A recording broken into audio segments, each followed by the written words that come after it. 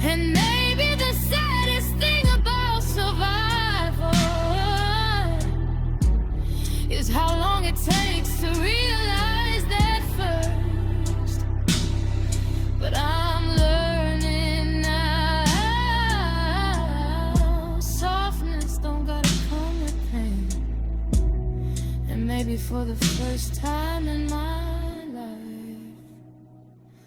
I'm finally loving myself the right way.